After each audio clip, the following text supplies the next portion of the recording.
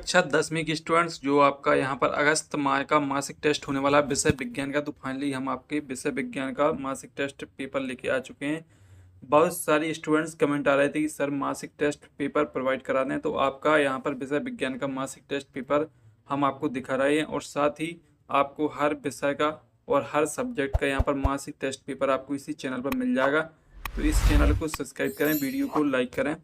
तो दोस्तों, आपका जो मासिक टेस्ट पेपर है वो हम आपको अगस्त माह का बता रहे हैं और आपके अगस्त माह के जो मासिक टेस्ट पेपर हैं वो जल्द से जल्द होने वाले हैं, इसलिए आप पूरा मासिक टेस्ट पेपर कंप्लीट कर लीजिए ताकि जो आपका स्कूल में होने वाला मासिक टेस्ट पेपर है वो आपका काफ़ी अच्छे तरीके से जा सके।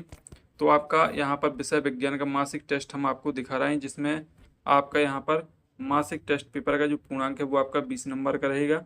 और यहाँ पर आप पूरा हेडलाइंस देख सकते हैं आपके किस विषय का मासिक टेस्ट पेपर हम आपको दिखा रहे हैं। तो विषय विज्ञान का है। तो दोस्तों, क्वेश्चन देख लेते हैं आपके कौन कौन से। पहला है आपका सही विकल्प चुनकर लिखिए। तो आपको इसमें सही विकल्प पहला प्रश्न देखने को मिलेगा, जिसमें आपका पहला प्रश्न है। पहला प्रश्न आपका है, निम्न में से कौन सा पदार्थ लेंस बनाने के लिए प्रयुक्त नहीं किया जा सकता है। तो आपको इसमें बताना है कौन सा यहाँ पर कौन सा पदार्थ लेंस बनाने में प्रयुक्त नहीं किया जाता। तो पहला आपका रहेगा यहाँ पर जल, दूसरा है कांच, तीसरा ऑब्जेक्ट रहेगा प्लास्टिक, चौथा ऑब्जेक्ट रहेगा आपका मिट्टी। तो इसमें आपका जो करेक्ट आंसर है वो आपको बताना है। तो इसमें आपका करेक्ट आंसर यहाँ पर मिट्टी हो जाएगा। इसके बाद है आपका दूसरा, किसी बिंब का अवतल दर्पण द्वारा बना प्रतिबिंब आभासी, सीधा तथा बिंब से बड़ा पाया गया, किंतु वस्तु की स्थिति कहाँ होनी चाहिए। तो दूसरे सही विकल्प में आपको वस्तु की स्थिति बताना है। तो आप देख लीजिए दूसरे के 4 आपको विकल्प देखने को मिल जाएंगे, जिसमें पहला आपका मुख्य फोकस तथा वक्ता केंद्र के मध्य, और दूसरा आपका वक्ता केंद्र पर, वक्रता केंद्र से परे, और चौथा आपका दर्पण के ध्रुव तथा मुख्य फोकस के मध्य। तो इसका आपका करेक्ट आंसर हो जाएगा यहाँ पर चौथा प्रश्न। तो यहाँ पर आपका सही आंसर हो जाएगा दर्पण के ध्रुव तथा फोकस, मुख्य फोकस के मध्य। इसके बाद है आपका तीसरा, आकाश के नीले रंग का कारण है प्रकाश का परिकिरण, प्रकाश का विक्षेपण, प्रकाश का अपवर्तन, प्रकाश का परावर्तन। तो इसका आपका सही आंसर जो रहेगा वो आप देख लीजिए। सही आंसर आपका इसमें रहने वाला है प्रकाश का परिकिरण। तो इसे आप अपनी कॉपी में नोट कर लीजिए।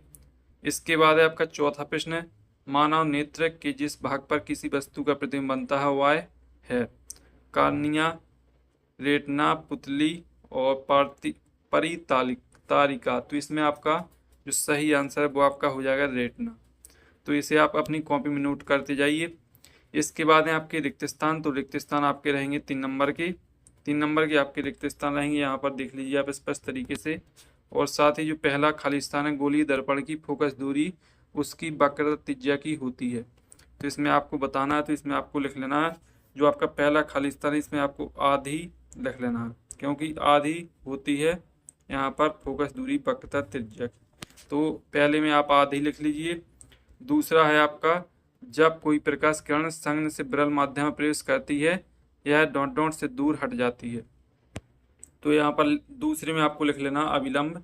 तो आप अविलंब लिख लीजिए। आप दूसरे जो खाली स्थान है उसमें आप अविलंब लिख लीजिए।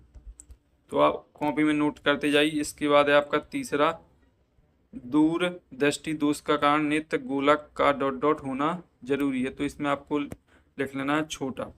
तो तीसरा जो खाली स्थान है इसमें आप छोटा लिख लीजिए।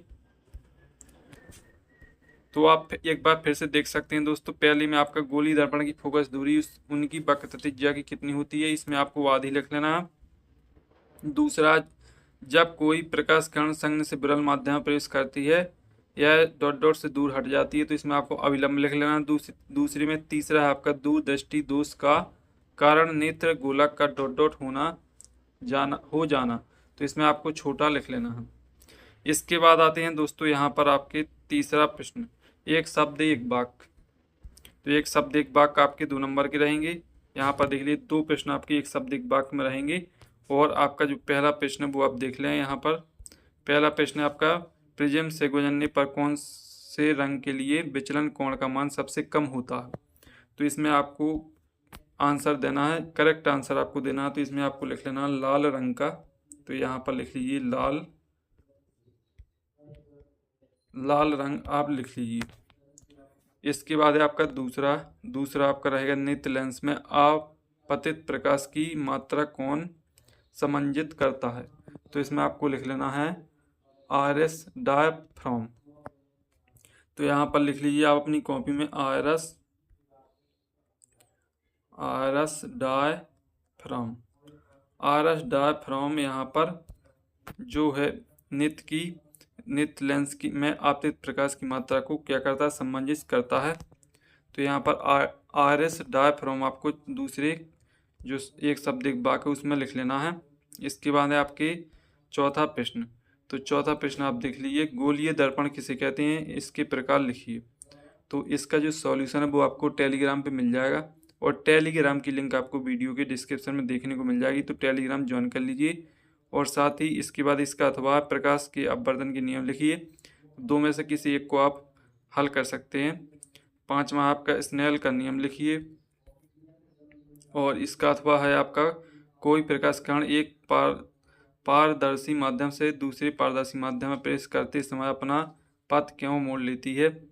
और छठवां है आपका अवतल उत्तल दर्पण में विभेद किस प्रकार किया जा सकता है। समतल दर्पण द्वारा किसी बिंब के बनाए गए प्रतिबिंब की दो विशेषताएं लिखिए।